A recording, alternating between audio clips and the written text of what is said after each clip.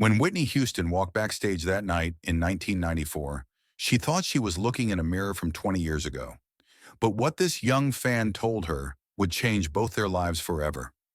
If this incredible story of destiny and dreams touches your heart, make sure to hit that subscribe button and let me know in the comments what you think about the power of believing in yourself. It was March 15th, 1994, at Madison Square Garden in New York City. Whitney Houston was at the absolute peak of her career, riding high on the success of the Bodyguard soundtrack. The concert had been electric, 20,000 fans on their feet, singing every word to "I Will Always Love You," like their lives depended on it. Whitney had given everything she had on that stage, her voice soaring through the arena with that supernatural power that made her the voice.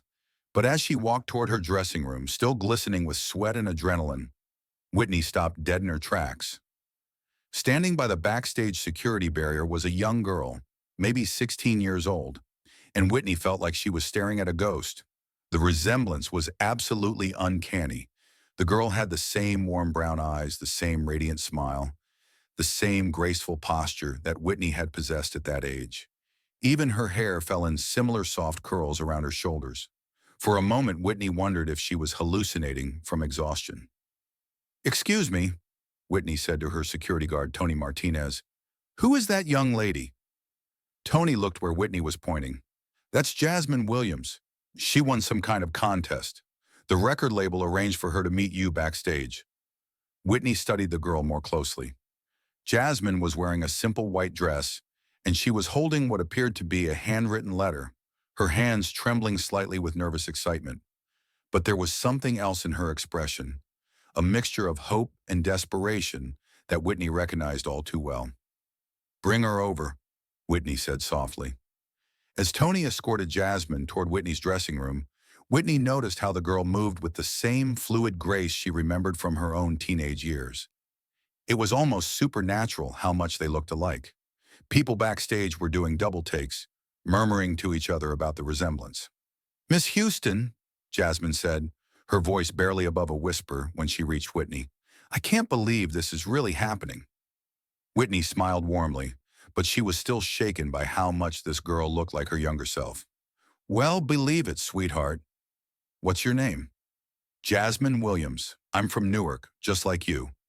The mention of Newark made Whitney's heart skip. This was getting stranger by the minute. "Newark? What part?" "South Ward.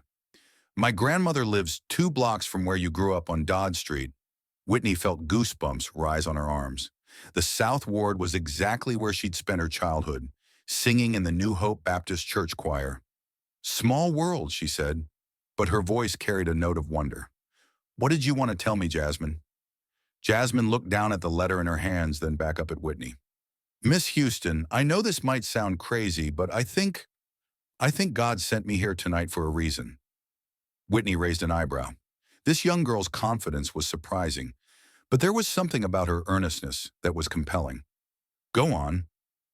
"I've been singing since I was 5 years old, just like you. In church, just like you. And people always tell me I sound like you, that I look like you."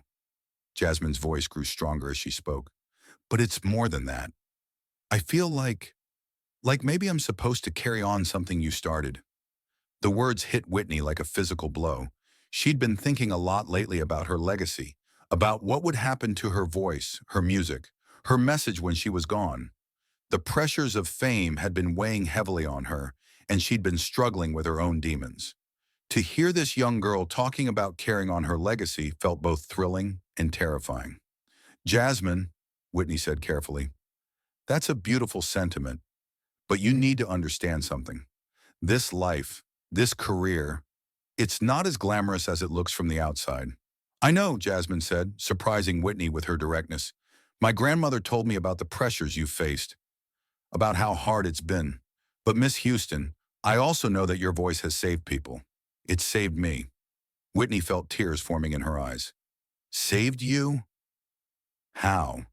Jasmine opened her letter and began to read, her voice growing stronger with each word. 3 years ago, when I was 13, my parents died in a car accident. I went to live with my grandmother, and I was so angry, so lost. I stopped singing, stopped going to church, stopped believing in anything. But then, Jasmine continued, my grandmother played your album, Whitney Houston, for me. When I heard Greatest Love of All, something inside me woke up. You sang about believing the children are our future, about teaching them well and letting them lead the way. You sang about finding strength inside yourself, about the greatest love being learning to love yourself. Whitney was now openly crying. Those lyrics had always been deeply personal to her, but hearing them reflected back through this young girl's experience was overwhelming. That song literally saved my life, Miss Houston. It made me realize that even though my parents were gone, I still had something special inside me. I started singing again, started believing in myself again. And now, Jasmine paused, looking directly into Whitney's eyes. Now I want to save other people the way you saved me. The backstage area had grown quiet. Several crew members and other personnel had gathered around, drawn by the intensity of the conversation. Whitney noticed that even her tough security guard Tony was wiping his eyes. Jasmine, Whitney said, her voice thick with emotion, would you sing something for me? Jasmine nodded, took a deep breath, and began singing Greatest Love of All, a cappella. The moment she opened her mouth, everyone within earshot stopped what they were doing. Her voice was pure, powerful, and hauntingly beautiful. It wasn't just that she sounded like Whitney. She had her own unique quality that was somehow both familiar and completely fresh. As Jasmine sang the line about believing the children are our future, Whitney felt something shift inside her. This wasn't just a coincidence. This wasn't just a fan meeting her idol. This was something much deeper, much more meaningful. When Jasmine finished, the silence was deafening. Then slowly applause began from the crew members who had gathered around. Whitney was speechless. Jasmine, Whitney finally said, that was extraordinary. But I need to ask you something, and I want you to be completely honest with me. Anything, Miss Houston. What do you really want from me tonight? What are you hoping for? Jasmine looked down at her hands, then back up at Whitney with a maturity that seemed far beyond her 16 years. I want you to know that your legacy is safe, that everything you've given to the world through your music, all the hope and love and inspiration, it's not going to die with you. It's going to live on through people like me, through everyone you've touched. Whitney felt like the wind had been knocked out of her. This young girl had somehow articulated Whitney's deepest fears and her greatest hopes in just a few sentences. But there's something else, Jasmine continued. I want you to know that it's okay to not be perfect, that it's okay to struggle, because your struggles, your humanity, that's what makes your music so powerful. You don't have to carry the weight of the world by yourself anymore. Whitney broke down completely. In front of all these people, the woman who was supposed to be the strongest, most composed entertainer in the world, she sobbed like a child. Because this 16-year-old girl had somehow seen straight into her soul and offered her the one thing she needed most, permission to be human. How did you know? Whitney whispered. How did you know that's exactly what I needed to hear? Jasmine smiled, and for a moment, Whitney swore she could see her own mother, Sissy's wisdom in this young girl's eyes. Because I think we're connected somehow. I think God put us in each other's lives for a reason. Whitney looked around at all the faces watching this exchange. She realized that this moment was bigger than just her and Jasmine. Everyone present was witnessing something profound, something that would change how they thought about fame, legacy, and the power of human connection. Jasmine, Whitney said, composing herself, I want to do something for you. But more than that, I want to do something with you. What do you mean? Whitney smiled, feeling more hopeful than she had in months. I mean, I want to help you develop your gift. I want to introduce you to people in the industry who can guide you. But most importantly, I want to make sure you never lose sight of why you're singing, to heal people, to give them hope, to carry on a message of love. Jasmine's eyes went wide. Are you serious? Dead serious, but I have one condition. Anything. Promise me you'll always remember what you told me tonight. Promise me you'll always sing from your heart, not for fame or money or recognition, but because you have something important to give to the world. I promise, Miss Houston. I swear to you, I promise. Whitney reached out and hugged Jasmine, and the resemblance between them was so striking that several people later said it looked like Whitney was hugging her younger self. The photo that was taken in that moment would become iconic. Two women separated by almost 2 decades in age, but connected by something much deeper than genetics or coincidence. There's one more thing I want to tell you, Jasmine said as they pulled apart. What's that, sweetheart? Your voice teacher, the one who helped you when you were young, she's my voice teacher now too. Mrs. Patterson at the community center. She told me that when you were my age, you used to say the same thing I'm saying now, that you felt called to heal people through music. Whitney felt like the universe was playing an elaborate joke on her, but in the most beautiful way possible. Mrs. Patterson is still teaching? Every Tuesday and Thursday evening. She's 78 years old now, but she says she'll keep teaching as long as God gives her breath because she's looking for the next Whitney Houston. And did she find her? Whitney asked, though she already knew the answer. She says she did, Jasmine replied with a shy smile. 3 months later, Whitney kept her promise. She arranged for Jasmine to audition for Clive Davis at Arista Records. She introduced her to the same vocal coaches and producers who had helped shape her own career. But more importantly, she became a mentor and friend to this remarkable young woman who had appeared in her life like a guardian angel. Jasmine Williams went on to have a successful recording career, though she never achieved the massive commercial success that Whitney had. But that wasn't the point. She became exactly what she had promised to become that night: a healer, a voice of hope, a carrier of Whitney's legacy. When Whitney died in 2012, Jasmine was one of the speakers at her funeral. She sang "Greatest Love of All" with a power and emotion that left not a dry eye in the church. In her eulogy, she said something that captured the essence of that magical night in 1994. Whitney Houston didn't just give me career advice that night backstage. She gave me something much more precious. She gave me permission to be myself, to embrace my gift, and to use it in service of something bigger than myself. She showed me that legacy isn't about being remembered. It's about making sure the love you put into the world continues to heal people long after you're gone. Today, Jasmine Williams runs a nonprofit organization that provides music education and mentorship to young people in Newark, New Jersey. The program is called the Whitney Houston Academy for Young Voices, and it has helped launch the careers of dozens of young singers. In the lobby of the Academy hangs that famous photograph of Whitney and Jasmine embracing backstage at Madison Square Garden in 1994. Underneath it is a plaque with Whitney's words, "Your voice is God's gift to you. What you do with it is your gift to God and to the world." But perhaps the most remarkable part of this story is what happened to the other people who witnessed that backstage encounter. Tony Martinez, Whitney's security guard, was so moved by what he saw that he left the entertainment industry and became a counselor for at-risk youth. The lighting technician, who had stopped to listen, went home and called his estranged daughter for the first time in 5 years. The backup singer, who had been considering quitting music, decided to keep pursuing her dreams. That's the true power of what happened that night.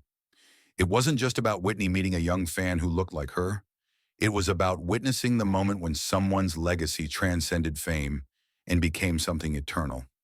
The passing of hope from one generation to the next.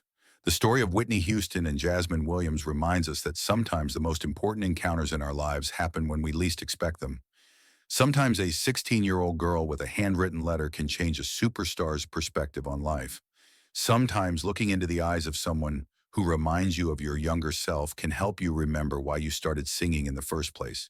And sometimes, just sometimes, when you think your story is ending, you discover that it's actually just beginning a new chapter, one that will continue long after your voice falls silent, carried forward by all the lives you've touched along the way. Whitney Houston was shocked when she met her lookalike fan that night in 1994. What the girl said left everyone speechless. But what came next? The mentorship, the friendship, the legacy that continues to this day, that left everyone hopeful. Because in the end, that's what Whitney's music was always about. Hope, love, and the belief that each of us has something special to give to the world. And sometimes, if we're very lucky, we get to meet the person who will carry that gift forward long after we're gone. If this story of connection and legacy moved you, make sure to subscribe for more incredible true stories about music's greatest voices. And don't forget to share this video with someone who needs to hear about the power of believing in yourself and the magic that happens when one generation inspires the next. What's your favorite Whitney Houston song and why? Let me know in the comments below. But there's something even more incredible about this story that nobody knew until recently. In 2019, 25 years after that magical backstage encounter, Jasmine Williams received a package that would reveal the true depth of Whitney's impact on her life. The package came from Pat Houston, Whitney's sister-in-law and executor of her estate. Inside was a leather journal that Whitney had kept privately during the final years of her life. Pat had discovered it while going through Whitney's personal belongings at her New Jersey home, and when she read what was inside, she knew it had to reach Jasmine. The journal contained dozens of entries about their meeting and subsequent friendship. Whitney had written about Jasmine almost weekly, documenting not just their professional relationship, but how knowing this young woman had helped her through some of her darkest moments. One entry, dated December 15th, 1998, read, "Called Jasmine tonight after another terrible review in Rolling Stone. She reminded me that critics don't heal hearts. Music does. This girl keeps me grounded in what really matters. Sometimes I think God sent her to save me as much as I was supposed to save her." But the most shocking revelation came in an entry from February 2001. "Jasmine doesn't know this, but I've been setting aside money for her academy dream since 1995. Every time I perform, every album sale, I put a percentage away. Not as charity, but as investment in the future. She thinks she'll have to struggle to make her vision happen, but I'm going to make sure the path is clear. The Whitney Houston Academy isn't just her dream, it's mine too." When Jasmine read these words, she finally understood how her academy had been funded so smoothly, how the permits had been approved so quickly, how the perfect building had become available exactly when she needed it. Whitney had been orchestrating everything from behind the scenes, using her connections and resources to ensure Jasmine's success without ever taking credit. The final entry in the journal was dated just 3 weeks before Whitney's death. "I'm scared about what comes next, but I'm not scared about my legacy anymore.